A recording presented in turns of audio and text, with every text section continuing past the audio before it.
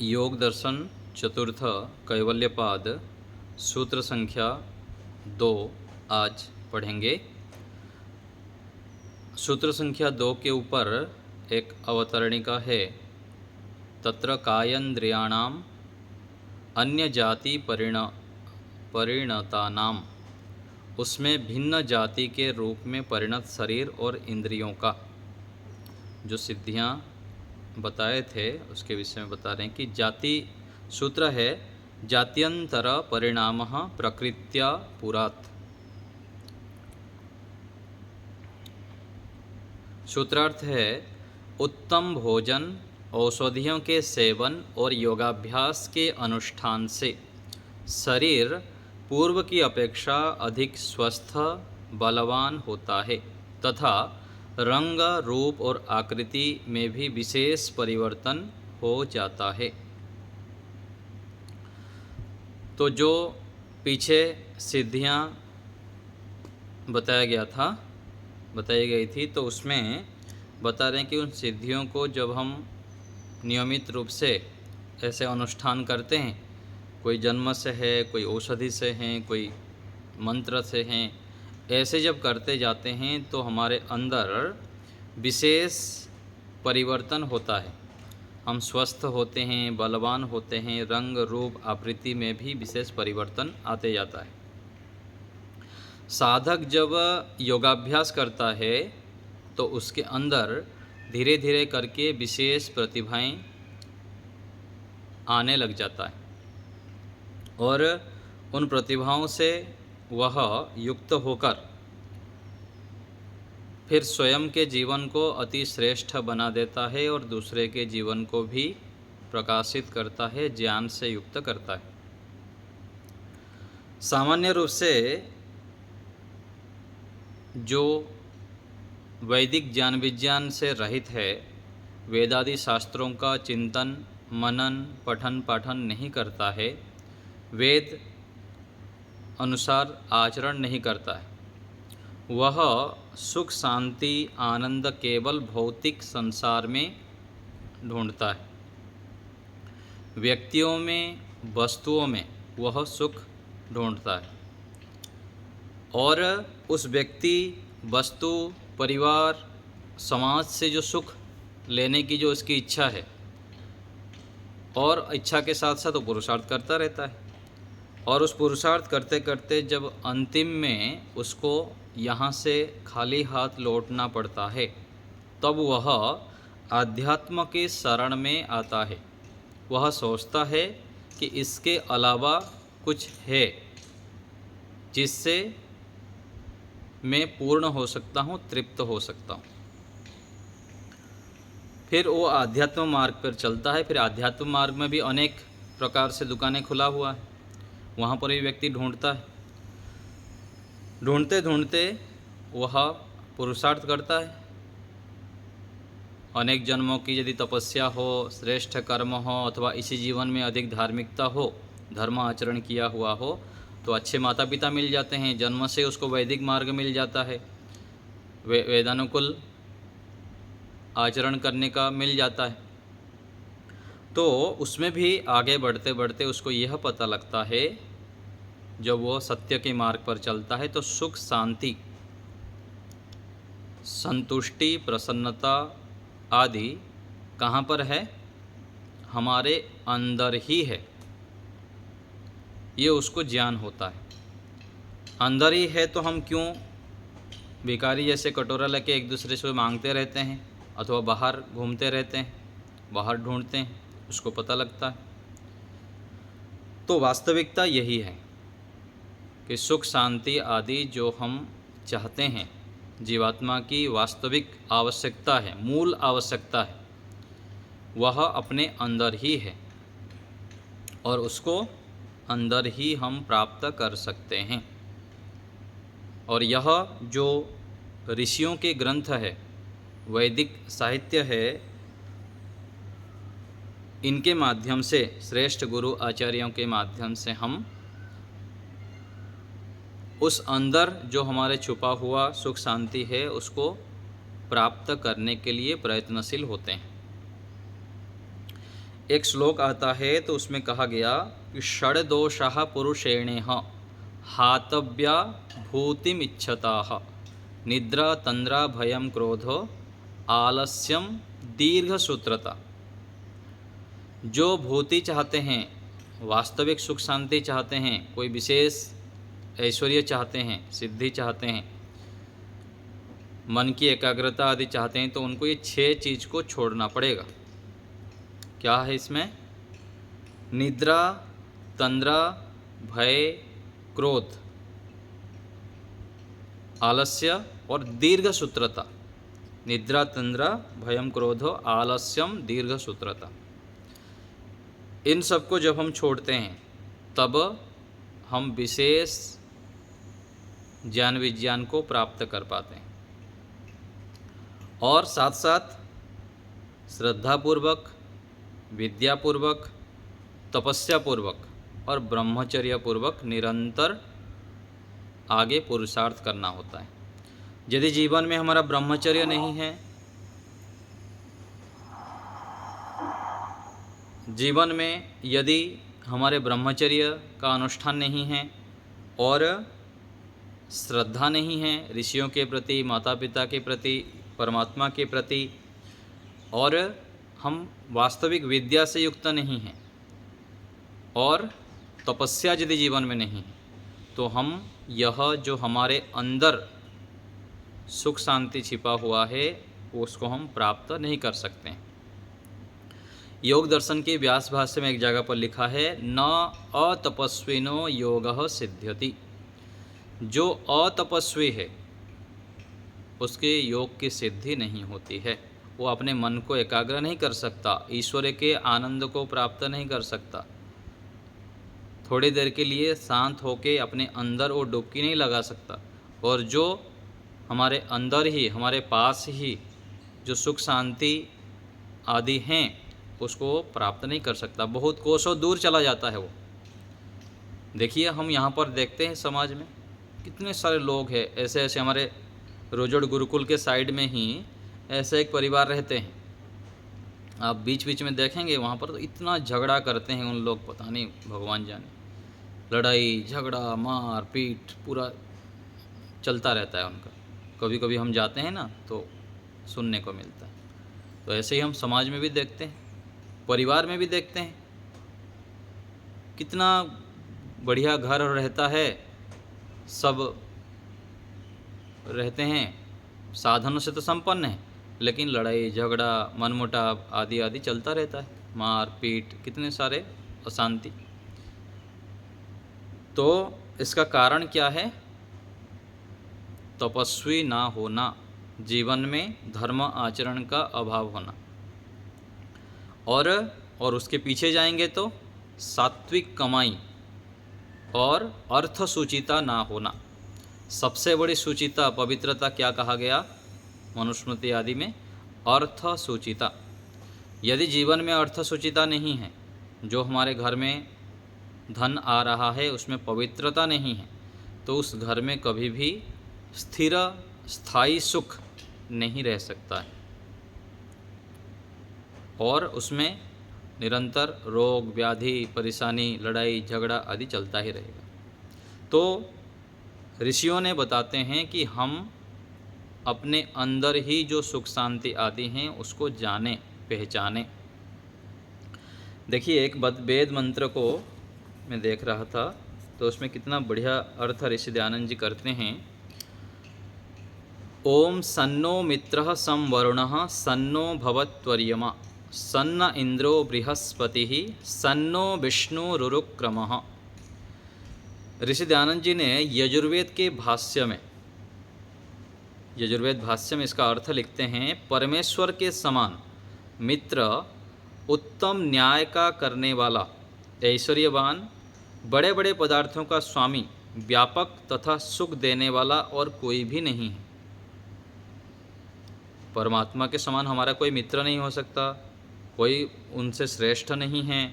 और न्याय करने वाला, परमात्मा क्या है? सबसे बड़े न्यायकारी है। यहाँ माता पिता गुरु सामाजिक लोग तो कहीं ना कहीं अन्याय कर सकते हैं अज्ञानता के कारण, लेकिन परमात्मा कभी भी अन्याय नहीं करते। आज जितना भी आज हमारे पास सुख शांति आदि हैं, अच्छे शरीर है, और जो हमारे पास जो भी आज ज्ञान बल आदि है, वो क्या है? परमात्मा की न्याय व्यवस्था से हमारे धर्म आचरण पूर्वक प्राप्त हुआ है। और जितना दुख अशांति आदि है, उसके पीछे हमारे अन्याय आचरण है, अधर्म आचरण है, इसी जीवन में अथवा पिछले जन्म में किया हुआ।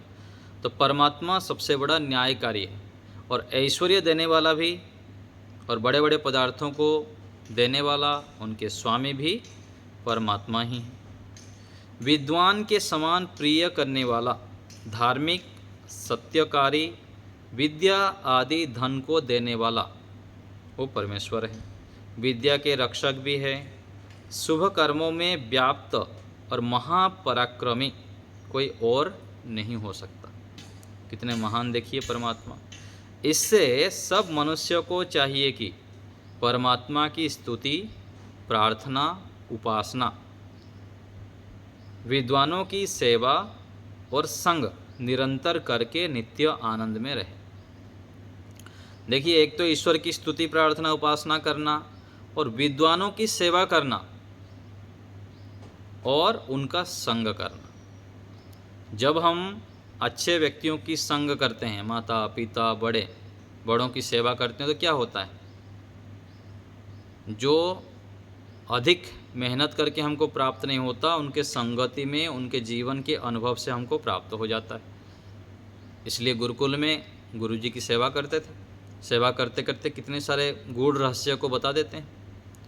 आप एक पुस्तक कभी पढ़िएगा, स्वामी सत्यपति जी की सेवा में रहते रहते हमारे पूज्य स्वामी मुक्तानंद जी महाराज लिखे हैं कि उनकी सेवा करते करते वो कैसे उपदेश किए थे।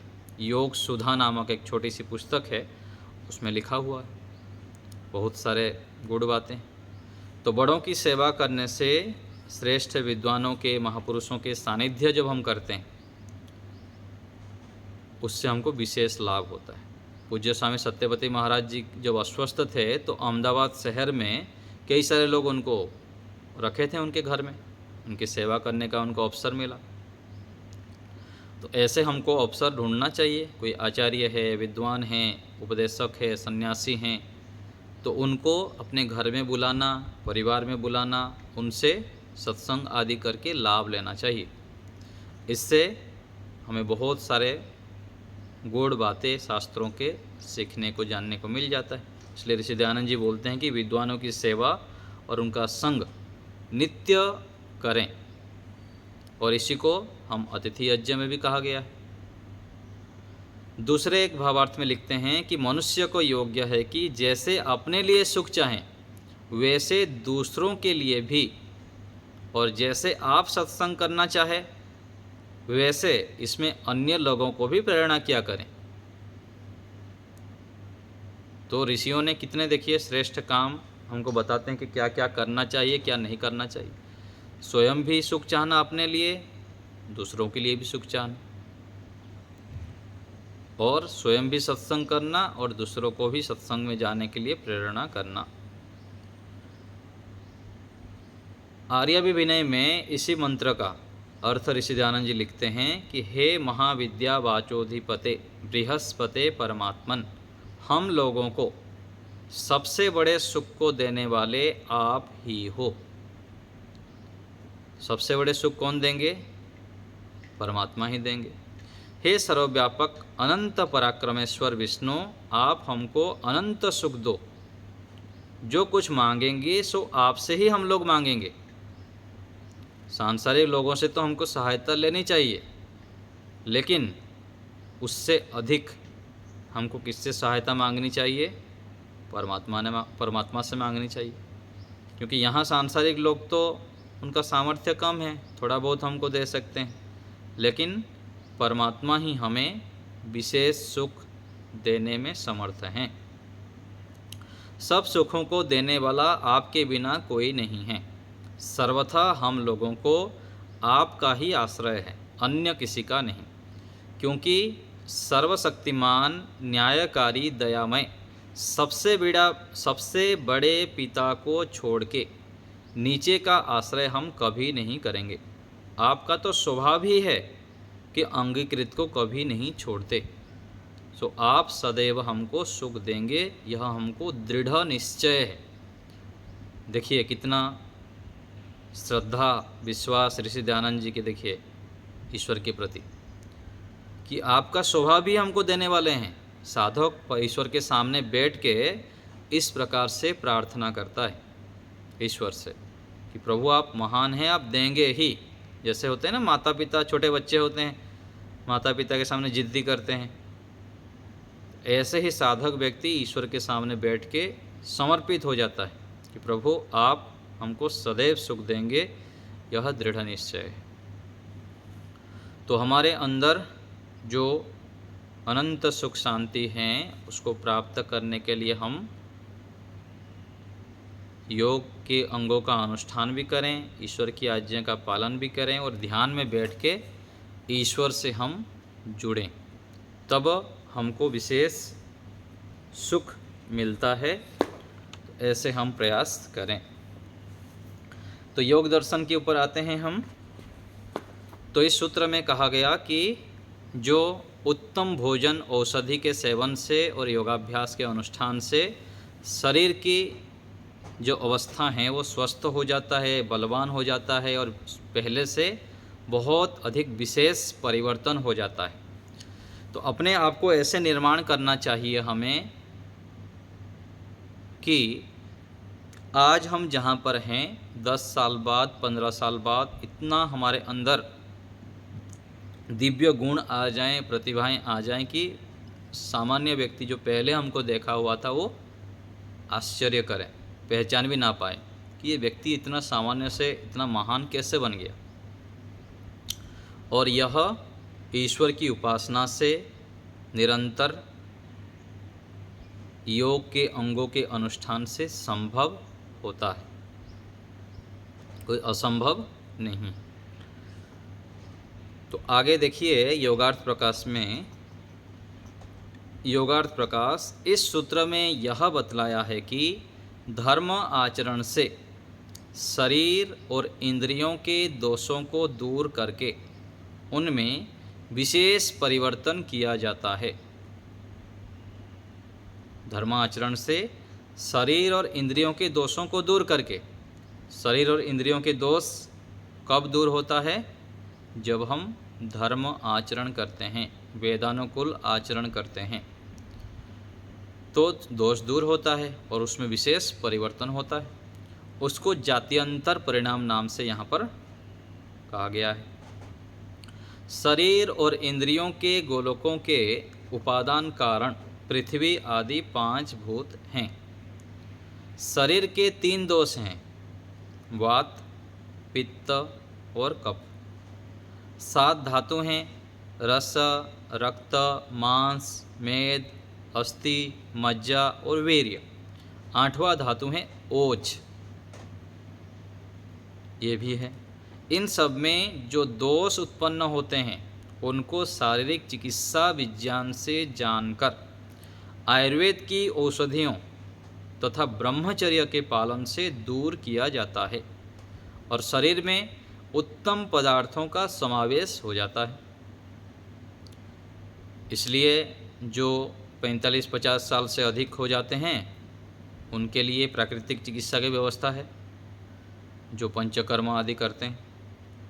तो 50 साल से अधिक आयु हो जाने पर हर साल एक बार सर्विसिंग कर लेना चाहिए, पंचकर्म आदि करके, नौली, धोती और बस्ती आदि करके।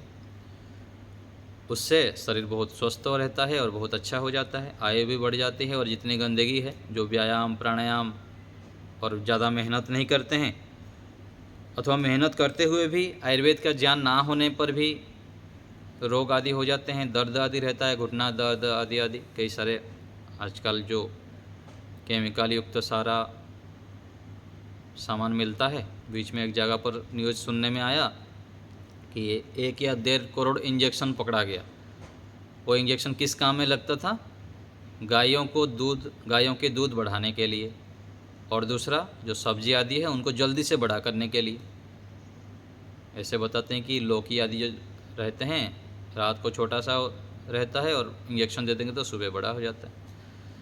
तो उससे फिर व्यक्ति के जितने भी सावधानी रखें क्या करेगा। तो ऐसे ही सभी जगह पर खेतों में आजकल जहर देते हुए हमको अस्वस्थ बनाने के लिए षड्यंत्र चल रहा है। तो आयुर्वेद की सहायता लेना चाहिए, पंचकर्म आदि नेचुरोपैथी आदि की भी सहायता लेते हुए शरीर को स्वस्थ रखना चाहिए। इससे शरीर में उत्तम पदार्थ का समावेश हो जाता है, उससे शरीर में बहुत अधिक परिवर्तन आ जाता है। इंद्रियों के गोलकों में भी अंतर आ जाता है, उनमें देखने सुनने आदि का सामर्थ्य बढ़ जाता है। इसी का नाम है जात्यंतर परिणाम। तो जब हम खान पान का ध्यान रखते हैं, आयुर्वेद का सेवन करते हैं, तो गोलकों जो इंद्रियां का गोलक हैं उसमें भी परिवर्तन आ जाता है। जैसे कई बार मैं यहाँ प्रयोग कराता हूँ, किसी को आँख में किसी का प्रॉब्लम हो जाता है, किसी को चश्मा लग गया अथवा ऐसे कुछ आँख में दर्द आदि होता है, तो पतंजलि का एक आईग्रिट नाम से है, तो उसको खाने से विशेष वो बनाया गया है उसलिए, तो उसमें तुरंत ठीक हो जाते हैं आँख आदि का। जो बाकी चीज़ भी ध्यान रखते हैं, आसन प्राणायाम आदि करते हैं, खान पान का भी ध्यान रखते हैं और साथ साथ उसका सेवन करते हैं। तो ऐसे ही अनेक सारे आयुर्वेदिक प्रोडक्ट होते हैं जो सीधा सीधा एक एक अंगों के जो कमी है उसको दूर कर देता है। तो इंद्रियों के गोलकों में भी परिवर्तन देखने में आता है इन जो प्रकृति से बने पदार्थों के सेवन से। जैसे किसी छोटे बालक को किसी ने 10 वर्ष की अवस्था में देखा हो, तो उसी को 20 वर्ष की अवस्था में देखने पर पहचानना कठिन हो जाता है। इसी प्रकार से व्यक्ति के शरीर में इतना अधिक परिवर्तन आ जाता है कि पूर्व शरीर को पहचानना कठिन हो जाता है। यह है जात्यंतर परिणाम अथवा अवस्थांतर परिणाम। तो ये तो शरीर में परिवर्तन होता है, गुणों में भी परिवर्तन हो जाता है। जो विशेष धर्म आचरण करता है तो उसके गुणों में विशेष परिवर्तन हो जाता है। सामान्य से वो विशेष बड़े बड़े कार्य करने लग जाता है, लाखों करोड़ों व्यक्तियों के नेतृत्व करने वाला बन जाता है। तो इस प्रकार से हमको अपने जीवन में दिव्यताओं को लाना चाहिए। आगे है जो जात्यंतर परिणाम का यह अर्थ किया जाता है, कोई एक गलत अर्थ भी किया जाता है। योगी अपने मनुष्य शरीर को परिवर्तित करके इंद्रियों में भी परिवर्तन करके पशु आदि योनियों में घुस जाता है, अपना शरीर को बदल देता है। ऐसे भी अलग प्रकार से अर्थ करने लग जाते हैं। ये क्या है? असंगत है, ठीक नहीं है। मनुष्य शरीर से पशु आदि शरीर के में आने का योगी का क्या प्रयोजन है? कोई भी बुद्धिमान व्यक्ति ऊंची सुखप्रद अवस्था को छोड़कर अत्यंत निम्न कोटि की अवस्था को प्राप्त करना क्यों चाहेगा?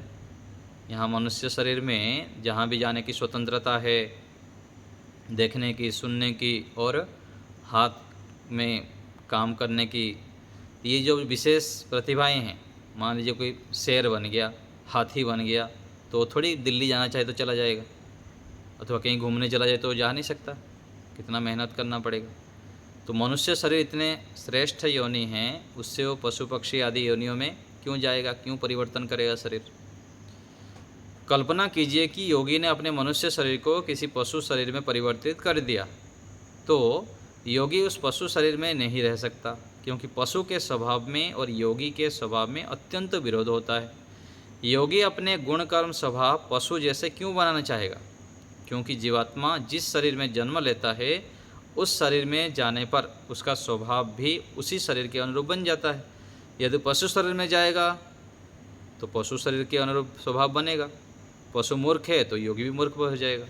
अतः इस अपने मनुष्य शरीर को योगी अन्य पशु आदि जातियों में बदल देता है, अर्थात अपने शरीर को बदलकर पशु आदि शरीर बना देता है। यह मान्यता ठीक नहीं। तो इस सूत्र के भाष्य में कोई शायद भाष्यकार ऐसे कोई अर्थ किए होंगे, तो इसलिए यहाँ पर इसका स्पष्टीकरण कर दिया गया। महर्षि दयानंद सरस्वती जी की जाति के विषय में यह मान्यता है कि जाति तो जन्म से लेकर मरण पर्यंत बनी रहे, जो अनेक व्यक्तियों में एक रूप से प्राप्त हो। जैसे मनुष्य जाति है, पूरा जितने भी शरीरधारी है वो मनुष्य जाति में आते हैं। गाय जाति है पशु, तो गाय जितने गाय हैं वो गाय रूप जाति है। तो ईश्वरकृत अर्थात मनुष्य, गाय, अश्व और वृक्ष आदि समूह हैं, ये जाति शब्दार्थ से लिए जाते हैं। इससे यह सिद्ध होता है कि कोई भी मनुष्य अपने मनुष्य शरीर को पशु आदि जातियों में परिवर्तन नहीं कर सकता। मनुष्य आदि के शरीरों, इंद्रियों एवं मन की रचना को पूर्ण रूप से कोई योगी नहीं जान सकता और ना ही कोई उनकी रचना कर सकता है। वो तो केवल ईश्वर के अधीन हैं। ईश्वर जिस शरीर में डाल दिए एक बार, जिंदगी भर उसी शरीर में ही रहना पड़ेगा, कैद खाने में।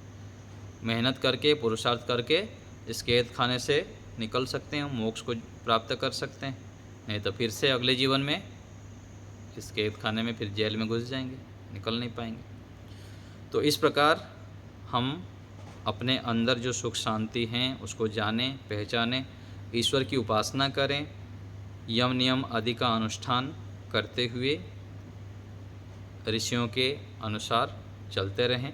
अपने बुद्धि को नीचे रखते हुए ऋषियों के वेदों के अनुकूल जो आदेश हैं उनको हम जितना पालन करते हैं उतना हमारा जीवन श्रेष्ठ होता है, सुखमय होता है। अब आप लोग को कुछ पूछना हो तो बताइए। प्रभुलाल जी।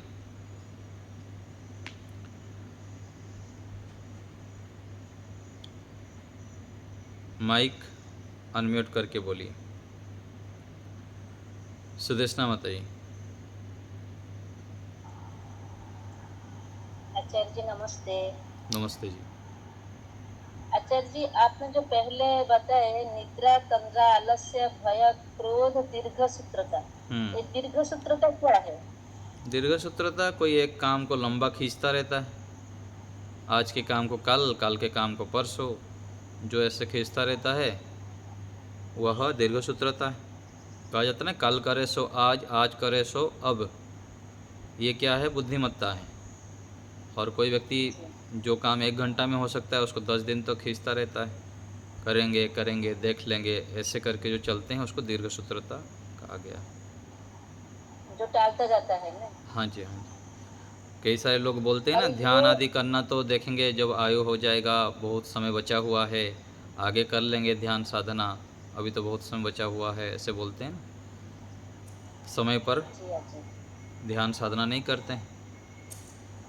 तो समय पर ध्यान साधना, ईश्वर के शरण में चले जाना चाहिए, आध्यात्म के शरण में चलना चाहिए। साथ साथ निरंतर अपने कर्तव्य कर्म को करना भी है और साथ साथ इन कार्यों को भी करना है, आध्यात्म को भी जीवन में अपनाना चाहिए। नहीं तो बताते हैं ना, जैसे एक बताया था कि जैसे फूल हम चढ़ाते हैं, किसी को देते हैं अथवा चढ़ाते हैं तो कैसे कच्चे फूल चढ़ाते हैं, और वृद्ध जब सूखा हो जाता है तो थोड़ी किसी को दिया जाता है अथवा चढ़ाया जाता है। तो ऐसे ही आयु रहते हुए तब हमको ईश्वर की उपासना आदि में समय लगाना चाहिए। ठीक है। अच्छा जी, ये लाइन मेरे को समझ में नहीं आ रहा है। ये जो लास्ट में जो अनेक व्यक्तियों में एक रूप से प्राप्त हो। जैसे मनुष्य अनेक हैं, अनेक मनुष्य है, सभी में एक रूप में प्राप्त होता है ना। सभी मनुष्य शरीर एक समान ही हैं, थोड़े थोड़े अंतर है, तो ये जाति है। पशु जैसे हैं, अनेक पशु हैं, तो गाय पशु हो गया, गाय जाति हो गया। घोड़ा अनेक हैं, एक रूप में एक जाति है, घोड़ा जाति है, पक्षी जाति है। इस प्रकार से जानना चाहिए, अनेकों में पाया जाए वो जाति है। शरीर के हिसाब से यहाँ लिया गया है। हाँ जी, हाँ जी, शरीर में ले लीजिए, और पक्षी, जो पक्षी भी ले लेंगे अथवा वृक्ष भी ले लेंगे, वृक्ष जाति हो जाएगा। एक वृक्ष जाति में सब आ जाएंगे, फिर उसमें विभाग कर देगा। आम एक प्रकार का वैरायटी हो जाएंगे, एक आम जाति है। तो अनेकों में जो पाया जाता है वह जाति है।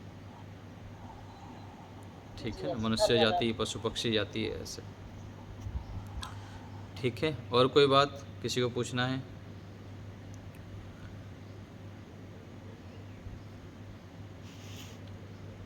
ठीक है। तो यहीं रखते हैं, थोड़ी देर के लिए हम ध्यान का अभ्यास करते हैं।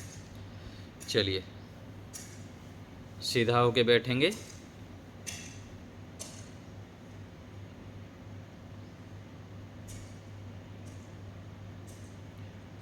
कमर गर्दन सीधा, बिल्कुल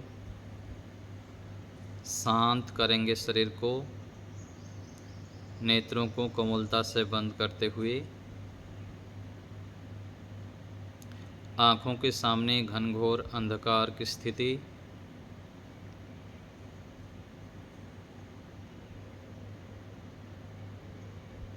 मन में संकल्प, अब मैं थोड़े काल के लिए केवल ईश्वर से संबंधित ज्ञान को लाऊंगा।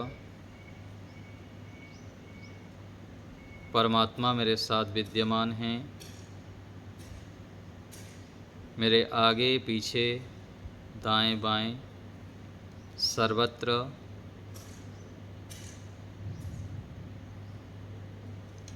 ईश्वर की विद्यमानता है।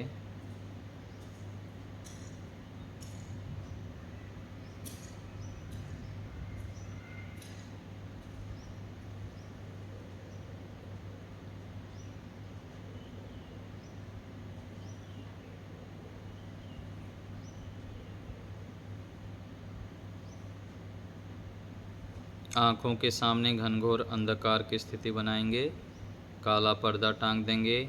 ईश्वर निराकार है, सर्वव्यापक हैं, चेतन हैं, मुझे अब जान रहे हैं। जो मैं मन में सोचता हूँ उसको उसी रूप में ही परमेश्वर जानते हैं। अब हम लंबे स्वर से गहरे श्वास भरते हुए 3 बार ओम का उच्चारण करेंगे। उच्चारण के समय मन में अर्थ विचार ईश्वर के कोई एक गुण को मन में स्मरण करते हुए आवृत्ति करेंगे। ईश्वर समर्पण, श्रद्धा भाव और संबोधन पूर्वक प्रारंभ करेंगे। गहरे श्वास भरें।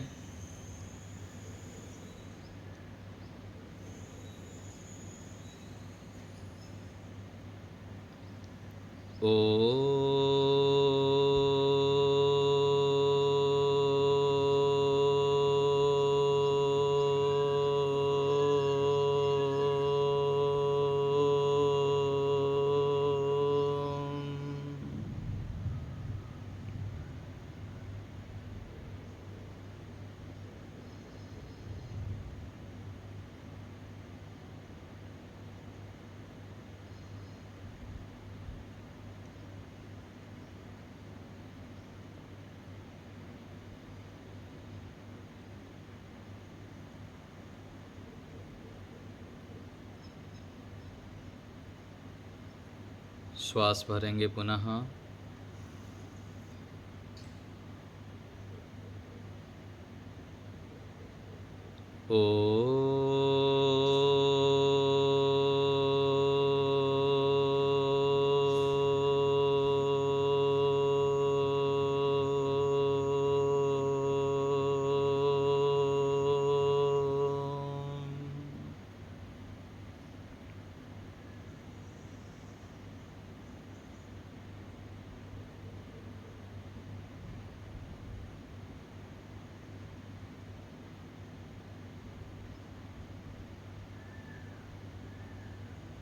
पुनः श्वास भरें।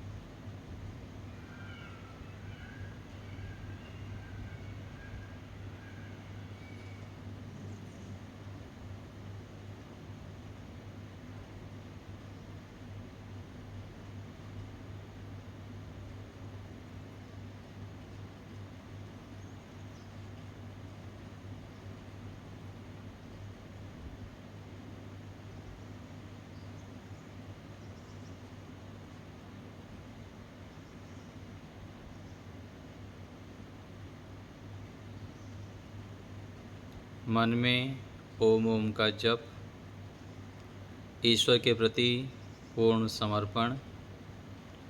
मन को खाली नहीं रखना है। जब आँख बंद करते हैं ओम ओम का जप करना है, अर्थ विचार पूर्वक ईश्वर से प्रार्थना करते जाना है। हे परमात्मा, आप महान हैं। आपने ही यह सृष्टि को रचना की है। आप मुझे मन बुद्धि शरीर आदि प्रदान किए हैं। हे प्रभु, आप मेरे परम हितैषी हैं। आप सदा मेरी रक्षा करते हैं, मुझे श्रेष्ठ प्रेरणा देते हैं। हे परम प्रभु, आप मुझे सद्बुद्धि दीजिए। मैं आपकी प्रेरणाओं को जान सकूं, तद अनुकूल आचरण कर सकूं।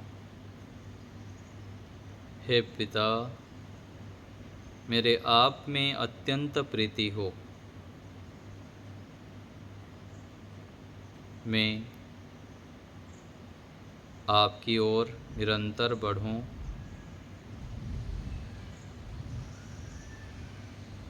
हे प्रभु, हे परम दयालु पिता, आप मेरे हैं, मैं आपका हूँ।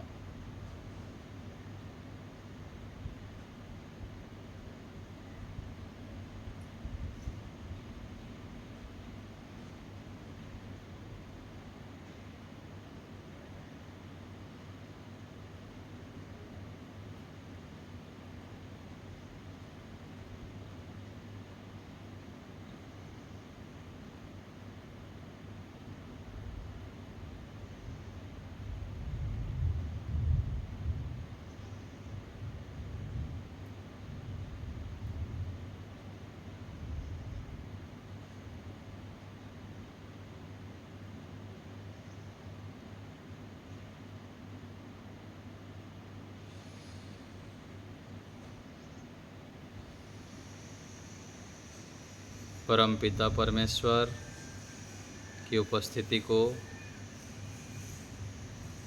निरंतर अनुभव करना है। अपने अस्तित्व को मिटाते हुए केवल ईश्वर में मन लगाना है।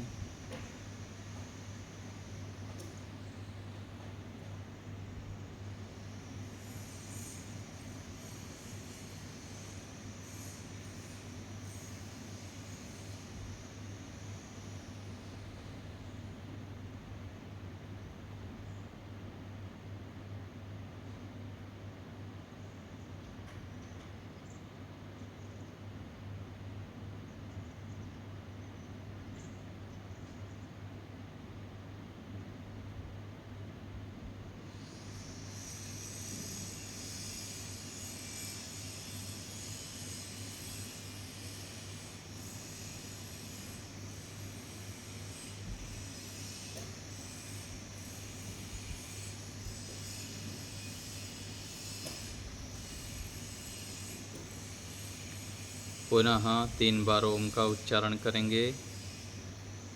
श्रद्धा भाव से ईश्वर की उपस्थिति को स्मरण करते हुए अर्थ विचार पूर्वक ओम का उच्चारण करेंगे। श्वास भरिए।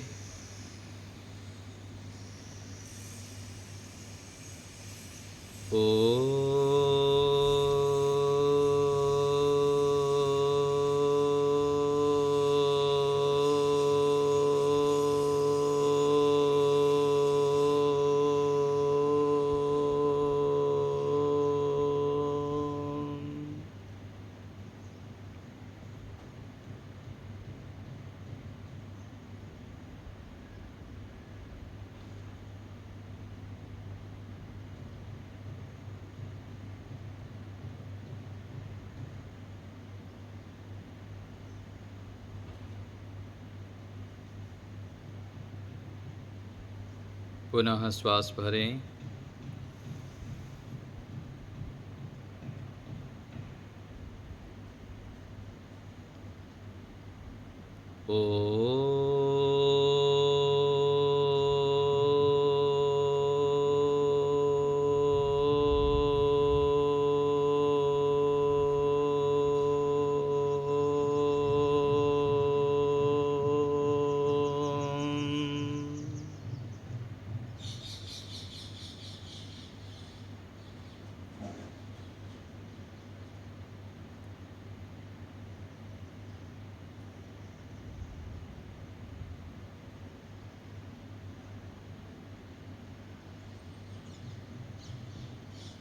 फिर से श्वास भरेंगे।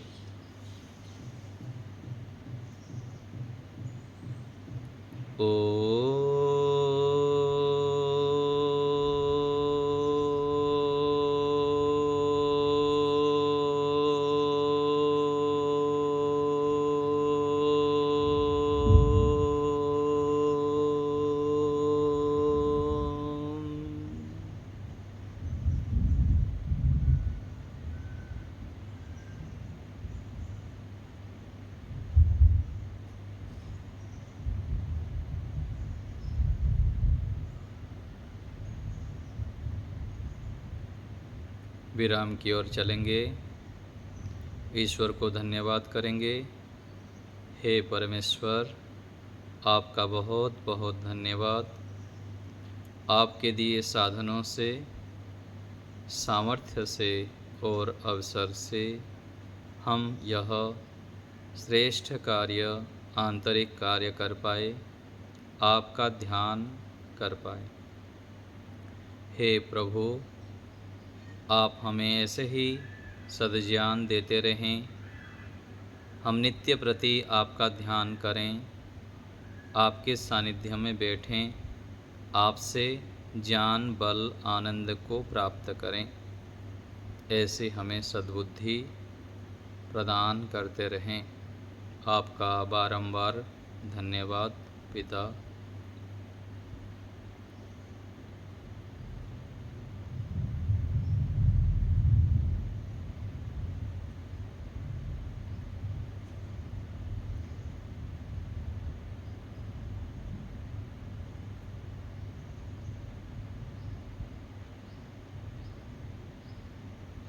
कृतज्ञता भाव रखते हुए ईश्वर के चरणों में मन ही मन नतमस्तक होते हुए धन्यवाद अर्पण करेंगे।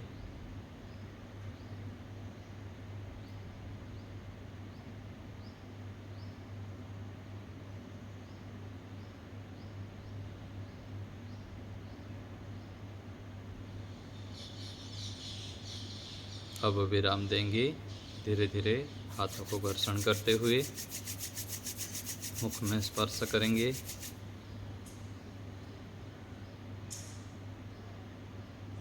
दोनों हाथों के बीच में पलक झपकते हुए धीरे धीरे आँखों को खोलेंगे।